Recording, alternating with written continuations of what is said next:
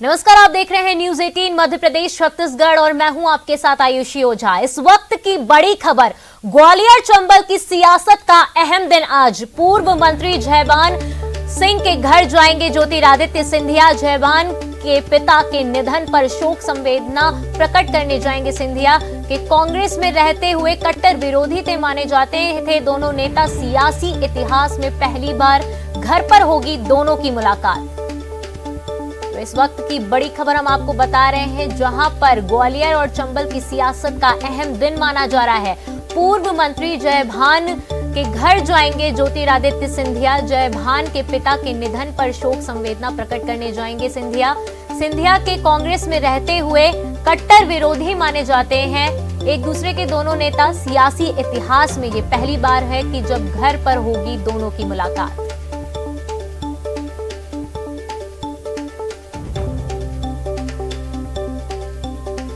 कांग्रेस में जब ज्योतिरादित्य सिंधिया थे तब उनके कट्टर विरोधी माने जाते हैं जयभान। अब जयभान के पिता के निधन पर शोक संवेदनाएं प्रकट करने जा रहे हैं। सियासी इतिहास में ये पहली बार होने जा रहा है जब उन दोनों की घर पर मुलाकात होगी।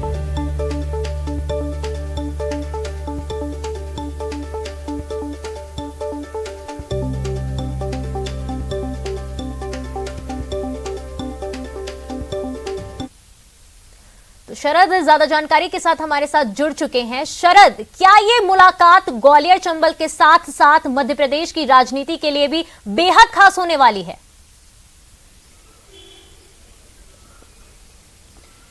देखिए, खास इस लिहाज से कह सकते हैं कि दरअसल जैसा आपने कहा भी कि ऐसा पहली बार हो रहा है कि जब दोनों नेताओं की घर पर मुलाकात हो रही है, क्योंकि जब ज्योतिरादित्य सिंधिया कांग्रेस में थे और जयभान सिंह पवैया तो बीजेपी में है ही, तब दोनों आपस में कट्टर विरोधी माने जाते थे। सिर्फ सिंधिया नहीं बल्कि सिंधिया परिवार वर्सेस पवैया ये कहा जाता था ग्वालियर चंबल की राजनीति को जो भी समझता है वो।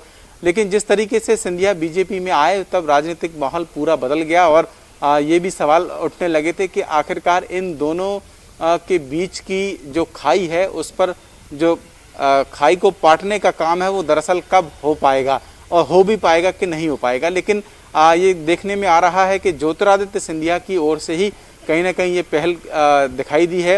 हालांकि जो मौका है वो कहीं ना कहीं थोड़ा इस वजह से भी कहा जा सकता है कि एक दूसरे के यहाँ आमतौर पर लोग जाते हैं शोक संवेदनाएं प्रकट करने, लेकिन इन मौक़ों के जरिए भी कहीं ना कहीं खाई पाटने की कोशिश की जाती है। जयभान सिंह पवैया के जो पिता थे उनका दुखद निधन हुआ। उनके निधन पर शोक संवेदना प्रकट करने के लिए ज्योतिरादित्य सिंधिया उनके घर पर जा रहे हैं। तो कहीं ना कहीं ये जो मेल मुलाकातें बढ़ रही हैं, हालांकि सार्वजनिक मंच पर हम पहले देख चुके हैं कि दोनों नेताओं की मुलाकात हो चुकी है, लेकिन घर पर मुलाकात होना कहीं ना कहीं इस बात की ओर इशारा करता है कि जो बर्फ जमी हुई थी दोनों के जो रिश्ते थे उन पर वो अब पिघलने लगी है।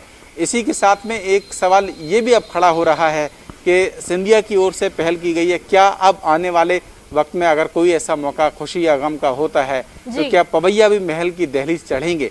ये भी अपने आप में एक बहुत बड़ा सवाल है। और इन्हीं सवालों के साथ में जो पूरी राजनीति है, जो ग्वालियर चंबल को समझते हैं, वो जान रहे हैं कि नए समीकरण कहीं ना कहीं पूरी राजनीति के दिखाई दे रहे हैं, क्योंकि दोनों ही कद्दावर नेता हैं। चाहे जयभान सिंह पवैया की हम बात करें ग्वालियर के बारे में, ज्योतिरादित्य सिंधिया पहले कांग्रेस में थे, अब बीजेपी में आ गए हैं, तो फिर एक ध्रुव राजनीति का बीजेपी में और बन गया है ग्वालियर चंबल में। ये इतने सारे ध्रुव क्या आपस में मिल पाएंगे, ये देखने वाली बात होगी। यही वजह है कि आज जब इनकी मुलाकात होगी, शाम के वक्त में निर्धारित है जो मुलाकात का कार्यक्रम है। मुलाकात मैं कहूँ कि शोक संवेदना प्रकट करने जा रहे हैं, लेकिन जैसा मैंने कहा कि दोनों के बीच जो रिश्ते हैं उन पर जमी बर्फ अब शायद पिघलने लगी है और इस पिघलने के सिलसिले में राजनीति में और क्या कुछ नए समीकरण बनेंगे ये देखने वाली बात होगी। शरद, इस मुलाकात को अगर हम देखें तो बीजेपी की राजनीति का भविष्य में कर कितना असर पड़ेगा?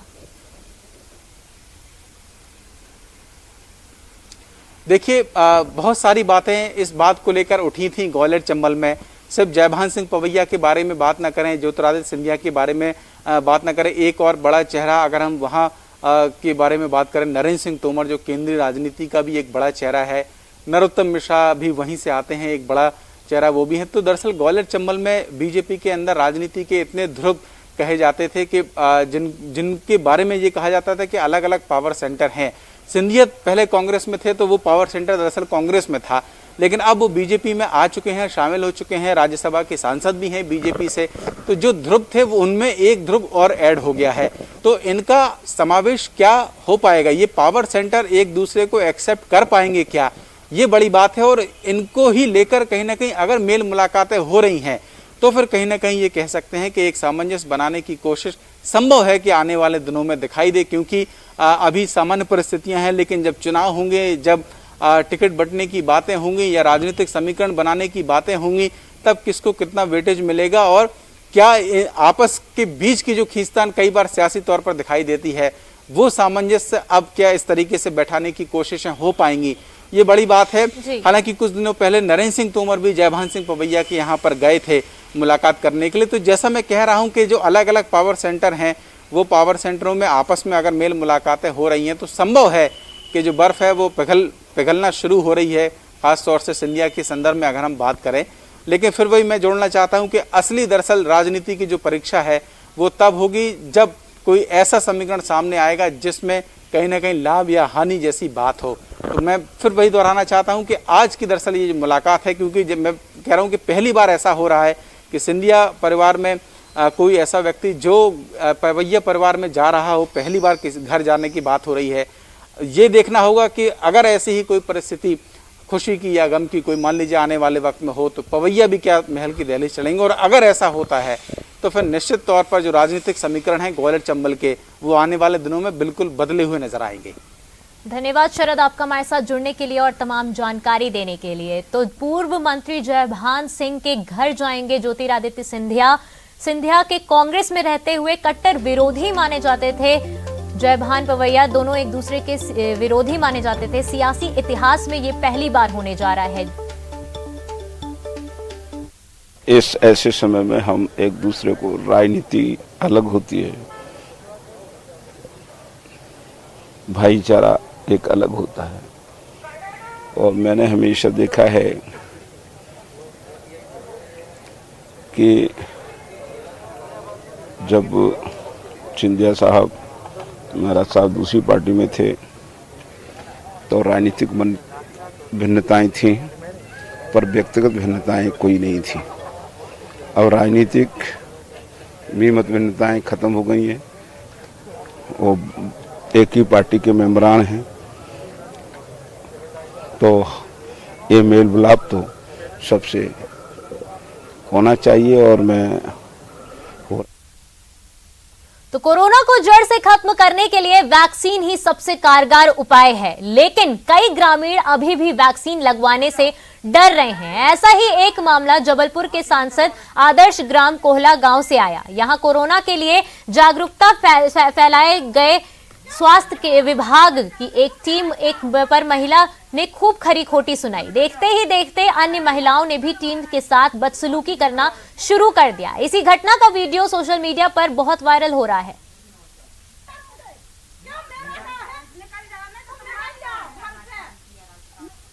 क्यों निकल जाओ? दांती नहीं करवा रहे। आए दिन हम स्वास्थ्य कर्मचारियों पर ये छोटी छोटी सी घटनाएं और लोगों को मोटिवेट करते समय ये छोटे छोटे से हादसे होते हैं, मगर हम प्रतिबद्ध हैं अपने मुख्यमंत्री, अपने सांसद जी, अपने क्षेत्र के विधायक जी और पूरे हमारी सहपुरा तहसील के लिए कि हम अपने क्षेत्र की सुरक्षा के लिए प्रत्येक व्यक्ति का वैक्सीनेशन करवाएंगे। ये हमारा दायित्व भी है और हमारा कर्तव्य।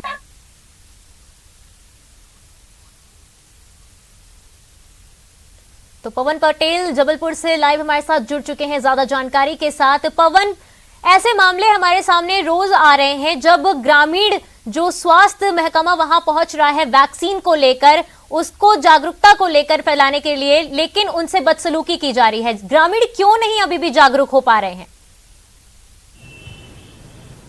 जी बिल्कुल आयुषी, ये सवाल जो है वो सभी के लिए, सभी के जहन में है और एक वाजिब सवाल है कि आखिर ऐसी क्या वजह है जो ग्रामीण अभी भी वैक्सीनेशन की गंभीरता को नहीं समझ रहे।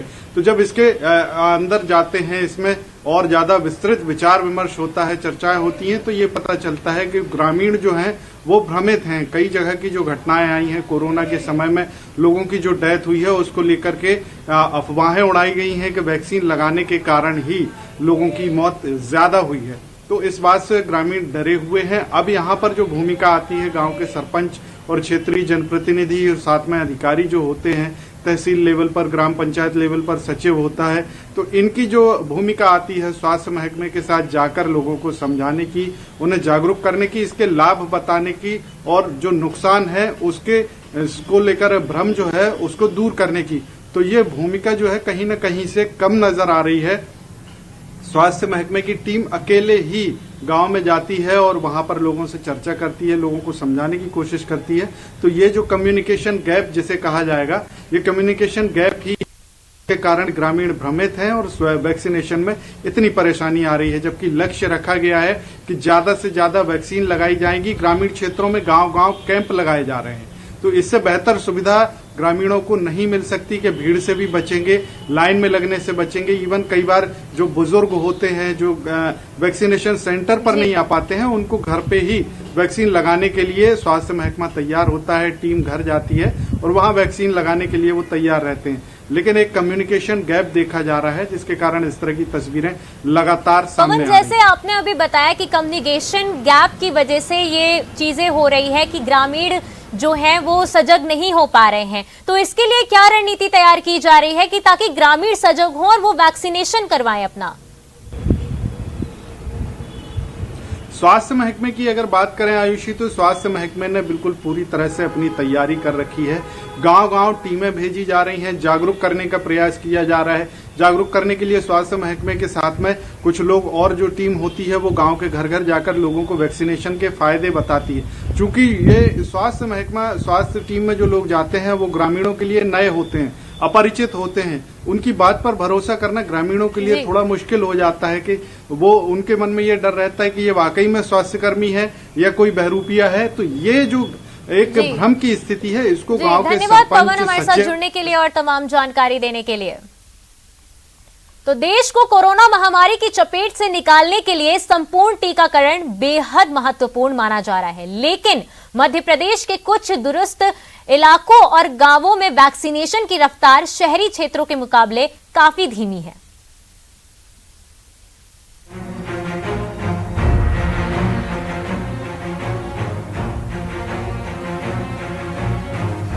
कोरोना को हराने के लिए इस समय टीकाकरण ही अचूक वाण है, लेकिन क्या हो जब लोग ही इस एकमात्र हथियार का उपयोग करने से पीछे हट जाएं। कुछ ऐसा ही हो रहा है मध्य प्रदेश के बैतूल जिले में। यहाँ लोगों का साफ कहना है कि वे वैक्सीन लेने के लिए राजी नहीं है। कोरोना के मतलब कोरोना बीमारी है ही नहीं, मतलब हमारे एरिया में, मतलब ग्रामीण शहर में, इसलिए हम टीका लगाना नहीं चाहते। और कुछ डर भी है? क्या डर है? हाँ, ये डर है कि जैसे कि दूसरे एरिया में टीका लगा रहे तो कुछ लोग बीमार हो रहे हैं, कुछ लोग ठीक हो रहे हैं, इस कारण से हम टीका नहीं लगाना चाहते। तो गाँव वाले लोग डरे हुए हैं? हाँ, मतलब गाँव वाले लोग डरे हुए हैं। तस्वीरें देखकर ये कहना गलत नहीं होगा कि बगैर मास्क के घूमते लोग, एक साथ मजदूरी करते ये कामगार और गांव में बिना किसी सुरक्षा कवच के बेखबर घूमते स्थानीय लोग वायरस को दावत दे रहे हैं।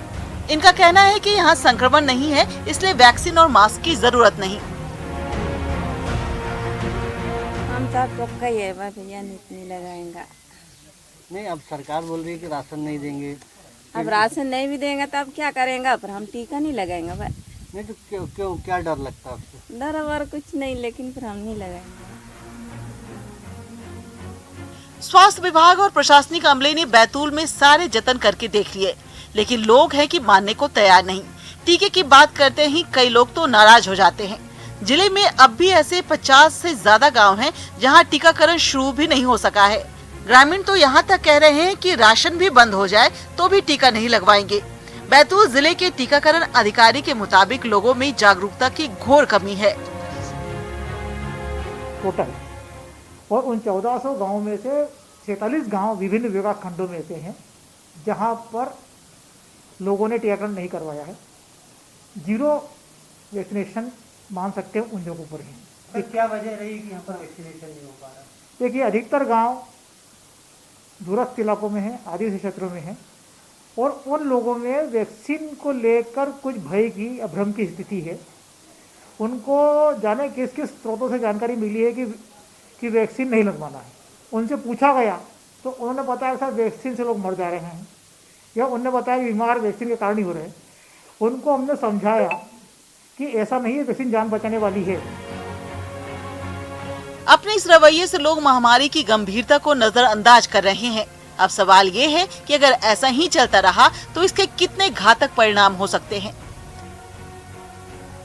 बैतूल से न्यूज़ 18 के लिए ऋषु नायडू की रिपोर्ट।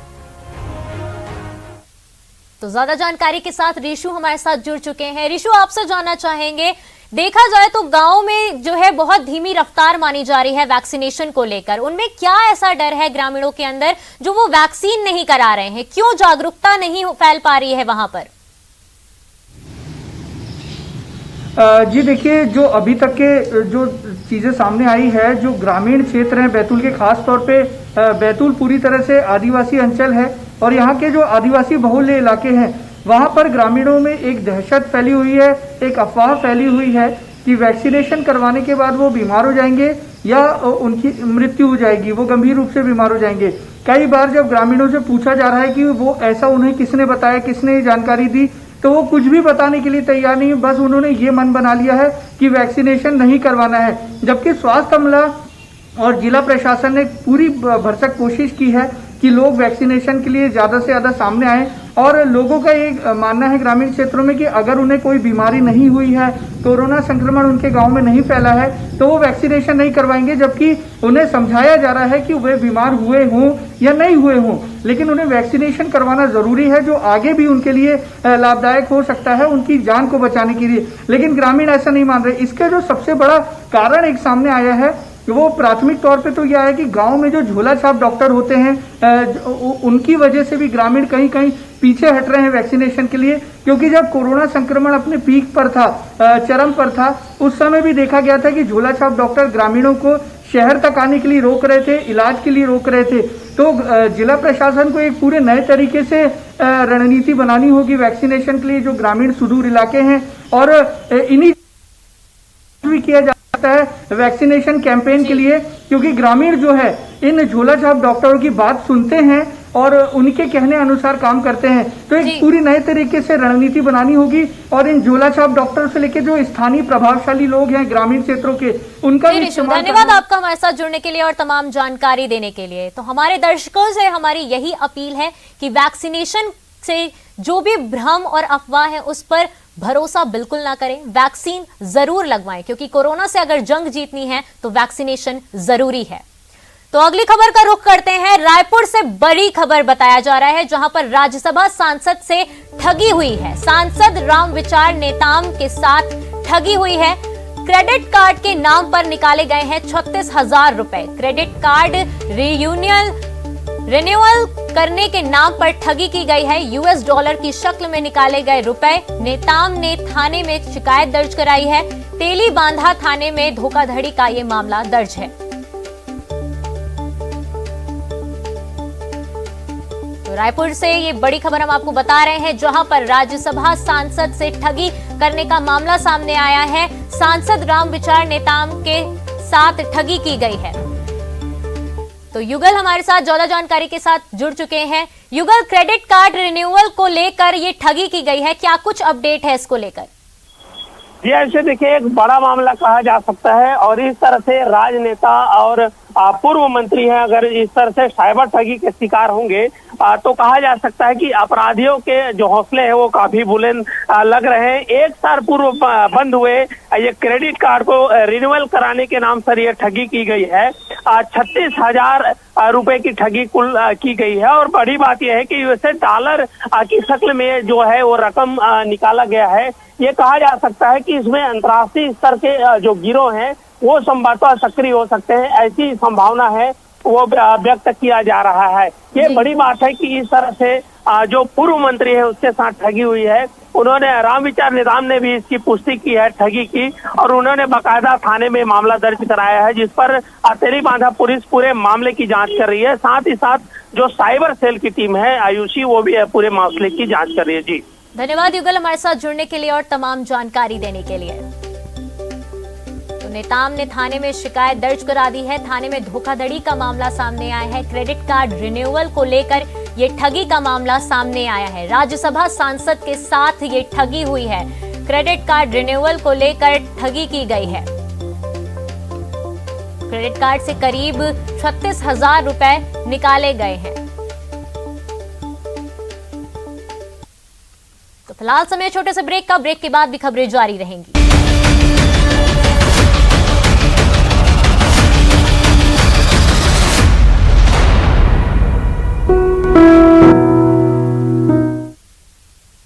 कोविड-19 महामारी ने परस्पर निर्भरता से भावना को सुदृढ़ किया है, जिससे पूरा देश इस विपत्ति में एकजुट होकर मुकाबला कर रहा है।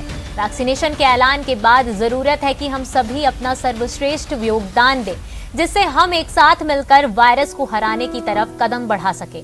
नेटवर्क 18 इस मुहिम में हर कदम पर आपके साथ होगा। जब तक सभी सुरक्षित नहीं होते तब तक कोई सुरक्षित नहीं होगा।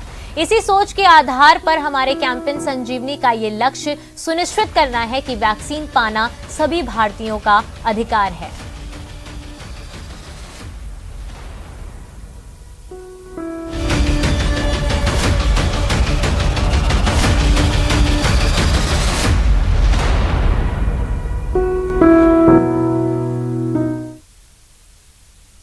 वैक्सीन गिरी गांधीगिरी की ही तरह ये भी हृदय परिवर्तन कराने का ही एक तरीका है, जिसके जरिए इन दिनों वैक्सीनेशन के खिलाफ फैले अफवाहों को खत्म कर लोगों को टीकाकरण के लिए जागरूक किया जा रहा है। और ये काम कर रहे हैं गुजरात के डाकोर के संत।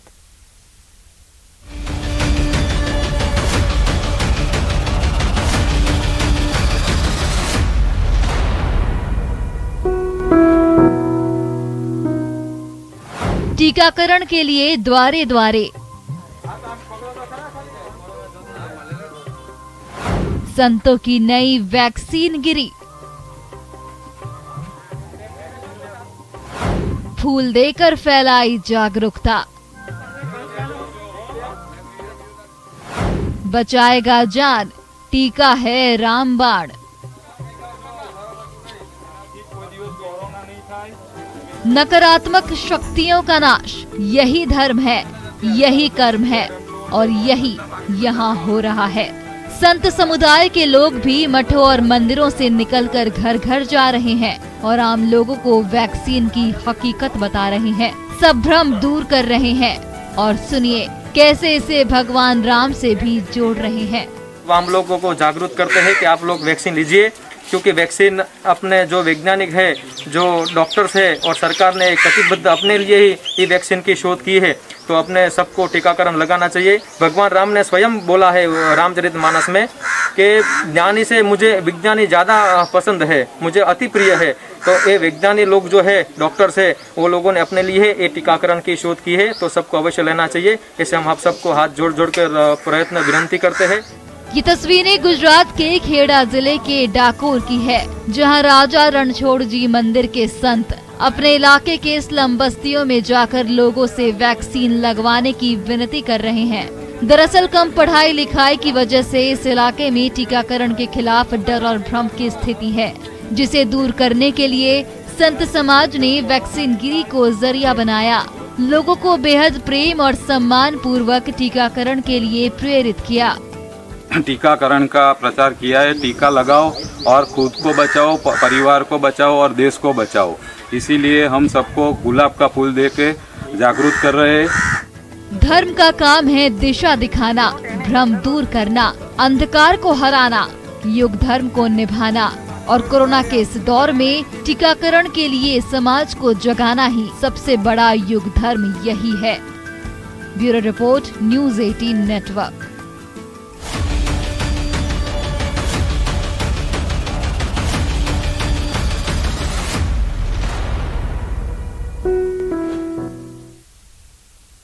तो फिलहाल इस बुलेटिन में इतना ही। देखते रहिए न्यूज़ 18 मध्य प्रदेश छत्तीसगढ़।